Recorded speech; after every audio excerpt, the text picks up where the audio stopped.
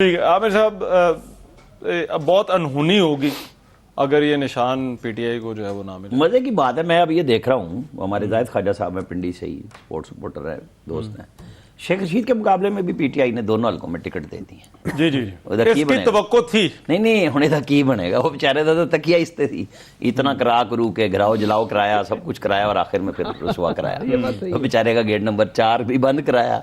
مطلب خبر تو یہ ہے، باقی بلے شلے تو چلتے رہتے ہیں۔ میں یہ فیصل صاحب کی بات سے بھی میں مانتا، یہ بات صحیح ہے۔ پی ٹی آئی کا اتنا سوشل میڈیا پہ وائبرنٹ ہے نا، وہ بات بالکل ٹھیک ہے جو پہلے دن سے سب کہہ رہے ہیں کہ وہ نقصان ہو جانا ہے، اگر بلہ نہیں ہوا تو مخصوص نشستیں گئی مخصوص۔ لیکن اس میں مجھے ایک اور چیز، اب کچھ لوگوں کا خیال ہے کہ اگر وہ کسی اور جماعت کے ساتھ الحاق کر لیں، یہ شیخ رشید کی جماعت سے بھی کہہ رہے تھے ایک انتخابی نشان اس کے مقابلے میں کینڈیڈیٹ لیٹس سے بالفرض اگر وہ شیخ رشید کے ساتھ کر لیتے ہیں تو وہ قلم دوات کا انتخابی نشان اپلائی کر سکتے ہیں۔ نہیں اپلائی نہیں، لیکن ایسی صورت میں مخصوص نشستوں کا کیا؟ نہیں اسی کو مل جائیں گی نا پھر، وہ قلم دوات کے قلم دوات ویسے تو وہ 77 میں نعرہ تھا مولانا فضل الرحمان سے، معذرت کے ساتھ جب ہم اسکول پڑھتے تھے تو وہ مجھے یہ الیکشن نعرے ویسے بڑے معیوب بھی ہوتے ہیں، تو میرا خیال ہے نہیں وہ تھا قلم دوات بستے میں مفتی مر گیا رستے میں، مطلب وہ میں اپنے 77 کو ریکال کر رہا ہوں کہ اسکول میں پڑھتے ہوئے بچوں کو وہ نعرے مطلب اگر عام طور پہ حلقوں میں جا رہے ہیں نا، ابھی ہم حلقوں میں جا رہے ہیں تو لوگوں نے بڑے معیوب سے نعرے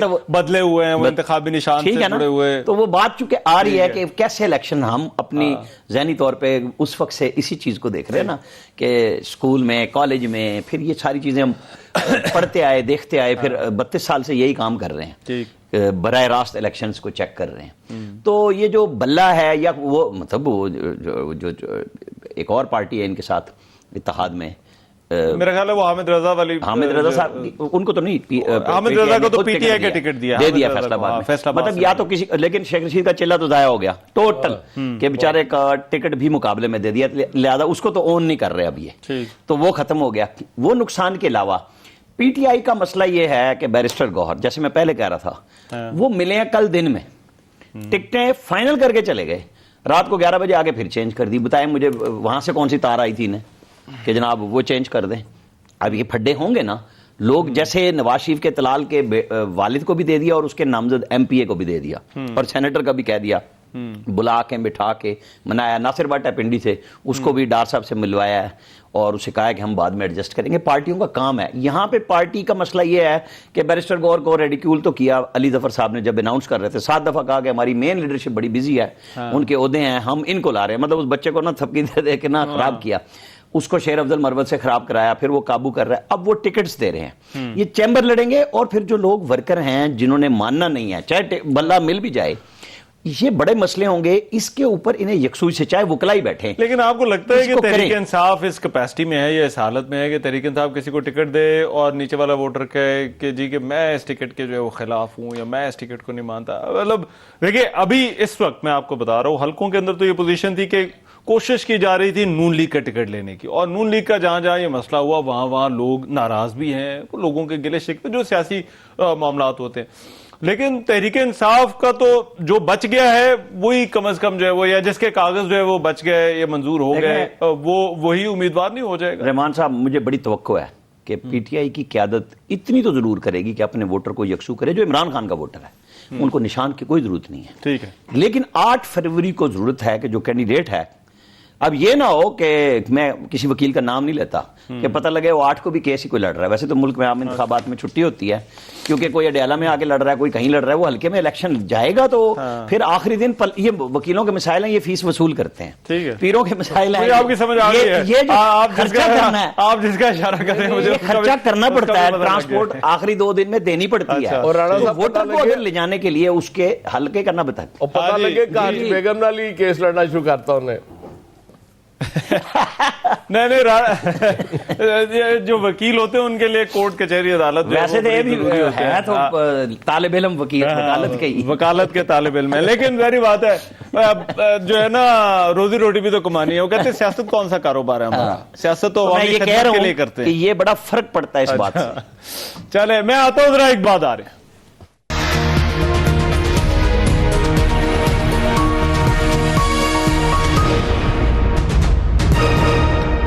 welcome back to this transmission. Pakistan Tehreek Insaf کا انتخابی نشان کا معاملہ یہ آج بھی عدالت کے سامنے ہے اور عدالت اس پر کیا فیصلہ دے رہی ہے. نہ صرف پاکستان تحریک انصاف انتظار کر رہی ہے بلکہ باقی جماعتیں بھی انتظار کر رہی ہیں, کیونکہ یہ معاملہ الیکشن کے ساتھ جڑا ہوا ہے.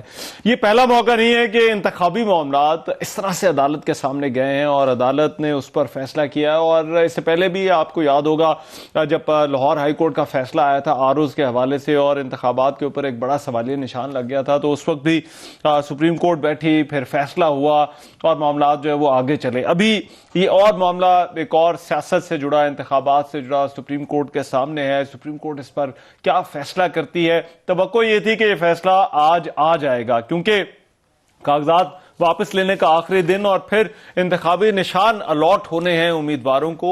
تو یہ کیسے ہو سکے گا؟ کل اب صبح 10 بجے تک یہ سماعت جو ہے وہ ملتوی ہے اور اس پر اب عدالت کا جو فیصلہ ہے وہ میرا خیال ہے اس کو دیکھنا ہوگا.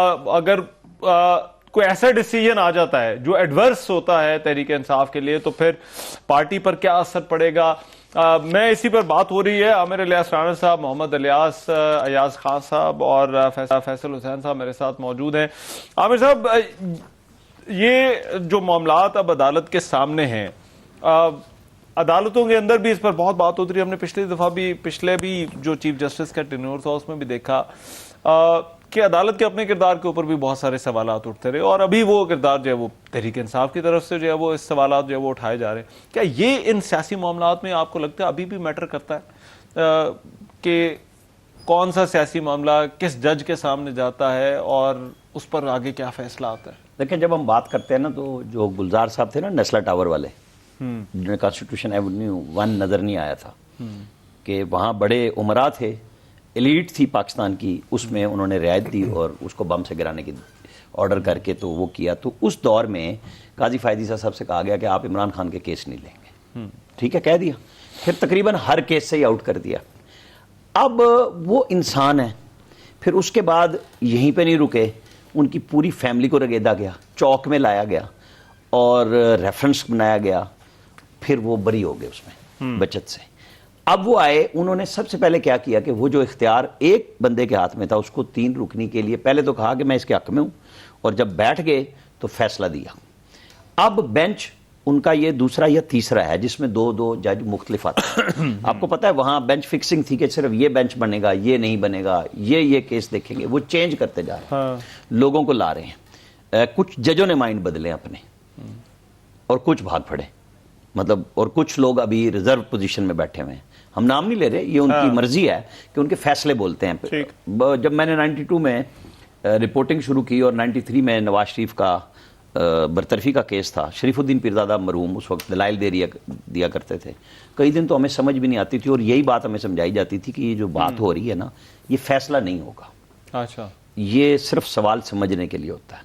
لیکن اب یہ بہت سارے سالوں سے یہ کلیئر ہو گیا کہ جو گفتگو ہو رہی ہے وہی فیصلہ ہونا ہے. نہیں, کیا جج اپنا مائنڈ آپ مطلب پہلے یہ ہوتا تھا کہ یہ سوالات اس لیے وکلا سے ہو رہے ہیں کہ آپ, اور عام طور پر ہم بھی یہ سمجھتے تھے کہ جس سائیڈ کے ذرا زیادہ ریمارکس آ رہے ہوں, ہو سکتا ہے فیصلہ اس کے بالکل الٹ آنا. ٹھیک ہے. اب ایشو یہ ہے کہ میں اس بات پہ ہوں جو فیصل صاحب پہلے کہہ رہے تھے نا کہ یہ